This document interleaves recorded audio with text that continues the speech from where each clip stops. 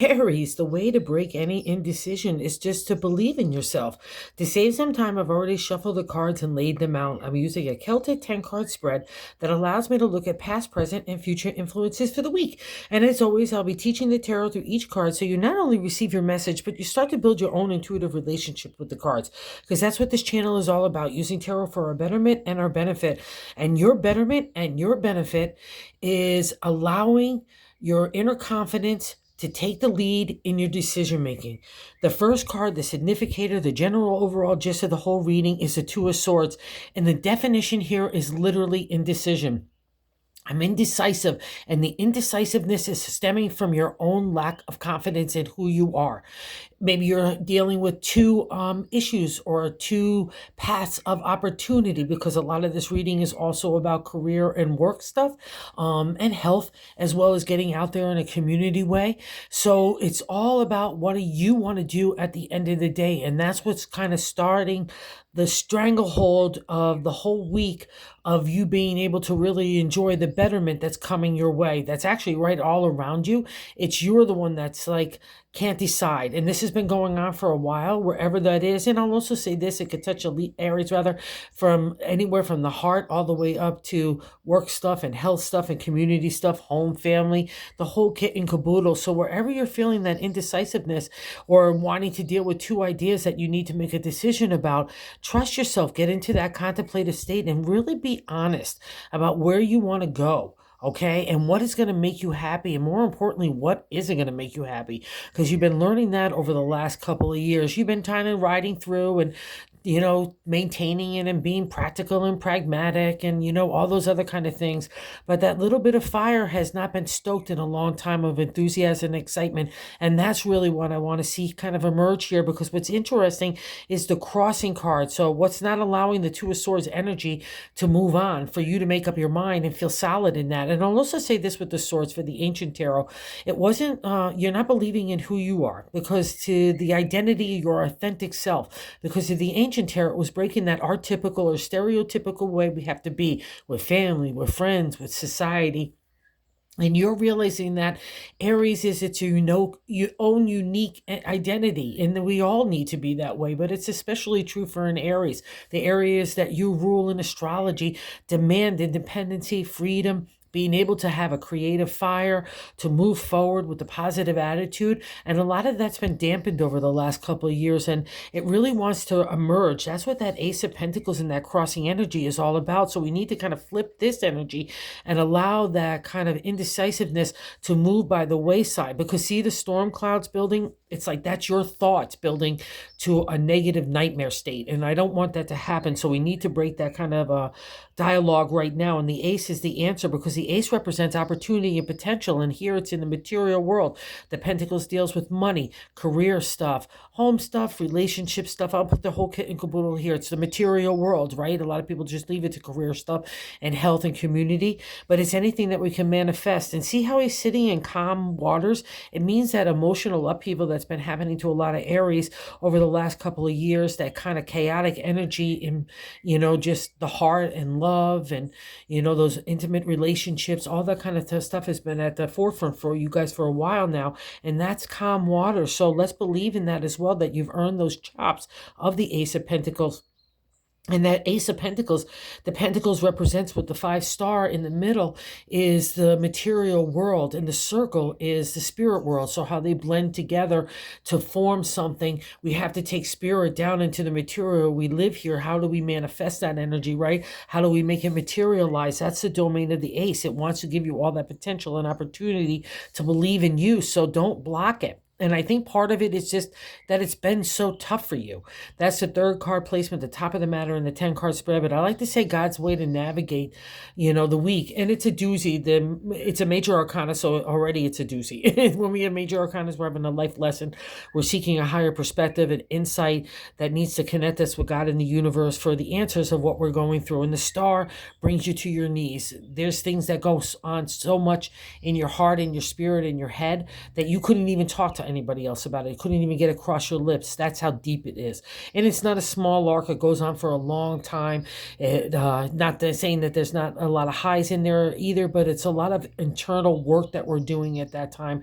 We're keeping hope and faith kind of at the forefront as our kind of guide. It's like the North Star, you know what I mean? That's all we've got is that little tiny light to lead us. And that's where the moment of the star is a let go kind of God, let go, let God kind of scenario where we're giving over to our abilities and our hope and faith that everything will work out, because we have to at that point, because it's gotten so deep and intense, and it brings you to your knees. That's a reflection of the star, right? All the Furies in my deck, it's Pandora opening the box, all those insecurities, anxieties, fears that we have to face right along the journey. That's part of the major arcana. That's the life lessons that we have to learn to not only be better people to ourselves, but to be better people, to have an understanding and insight and perspective for others as well.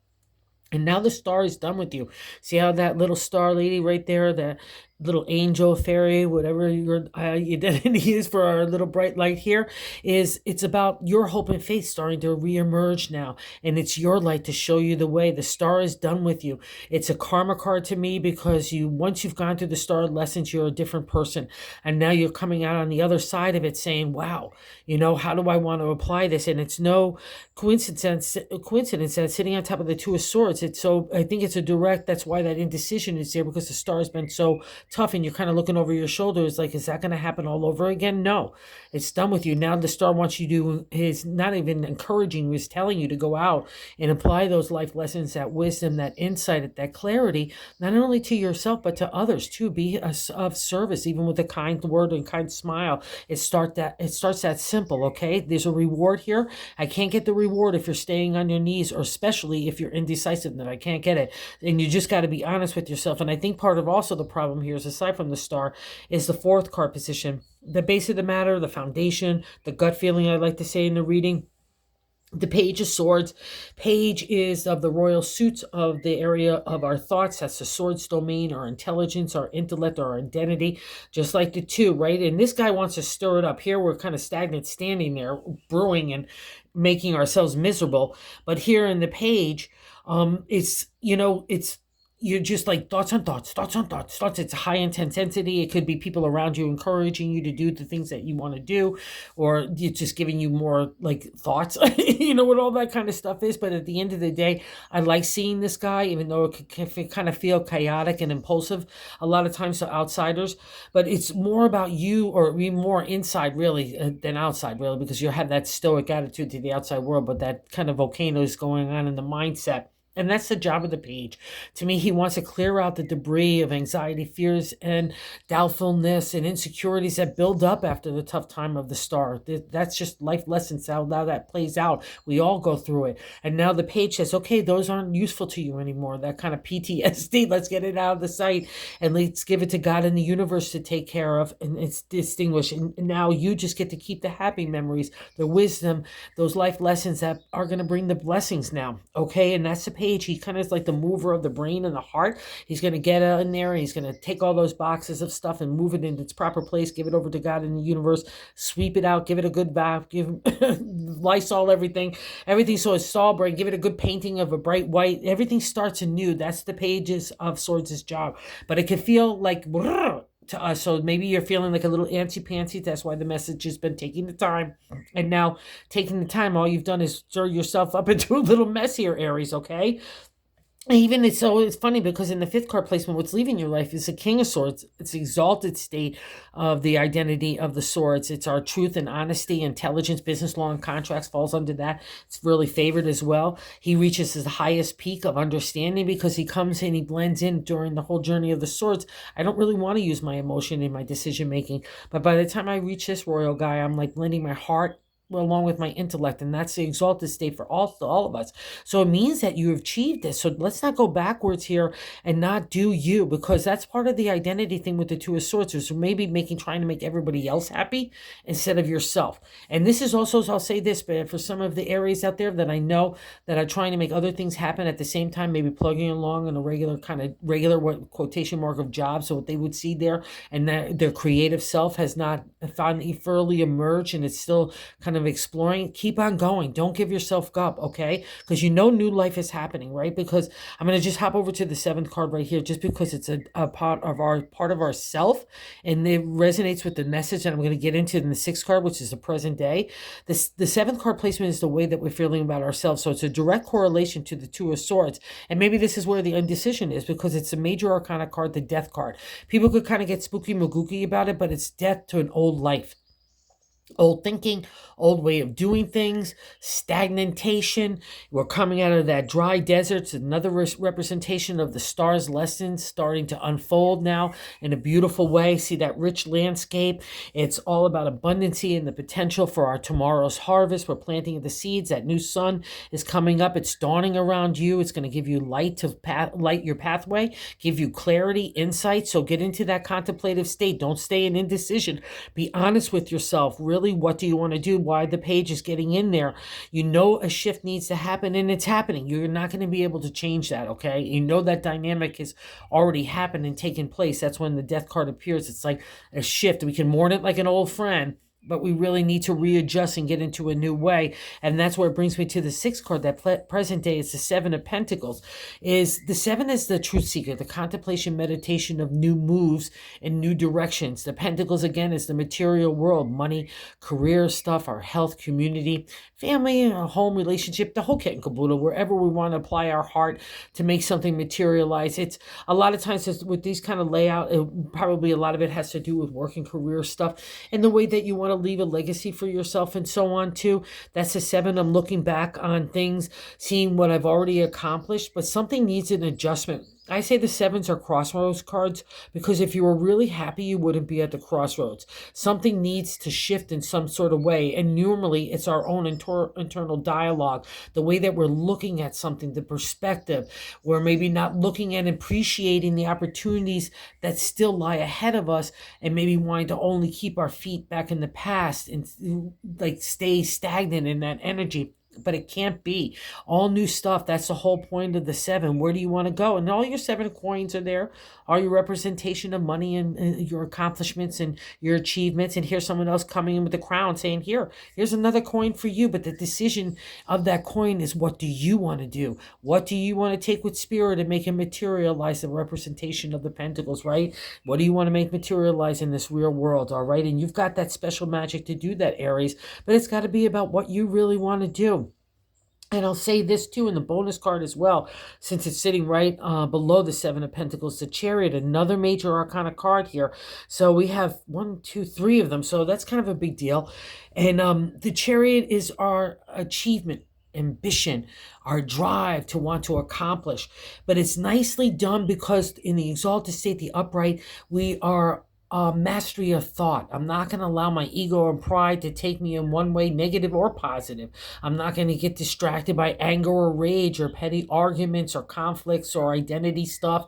Again, that all comes back down to ego and pride, feeling we have to justify stuff. That's the Chariot. It allows us to take that inner ambition and drive it forth. We're leaving the storm clouds behind out of those life lessons, and now we get to apply it in a new way. And it's another representation.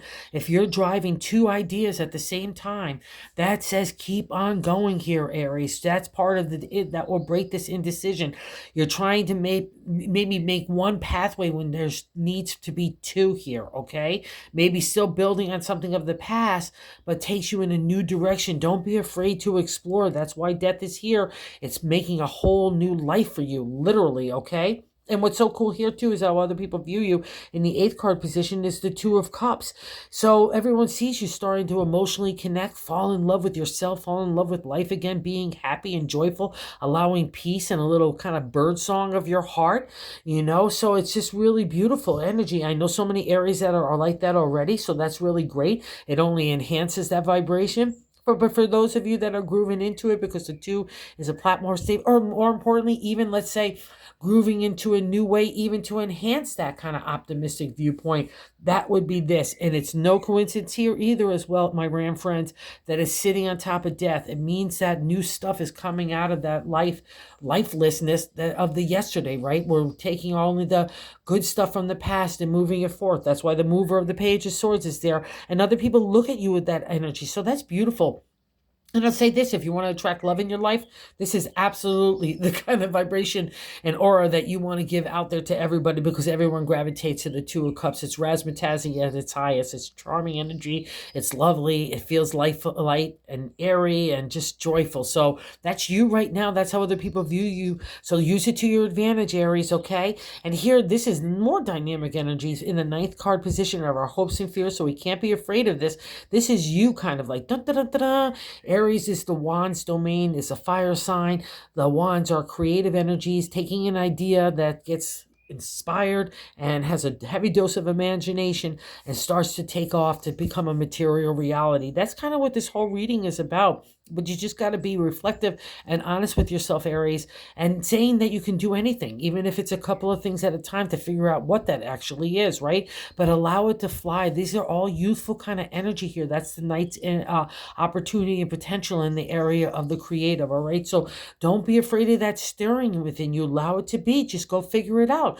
Go try new stuff. Go be different in life in general. Go be different in love. Go be different in friendship. Everywhere that you want to change it, okay? The only first action that you could take is you, and that's already stirring in so many of you, so I applaud you as well. And don't be fearful of it, Aries. You rule the domain of the wands, and here she comes as well. And the 10th card, outcome card, is the Queen of Wands. She's the exalted state of Aries. She's a lioness. She's fiery energy. She's marketing, promotion, advertising, PR. She's razzmatazz. She's the charmer.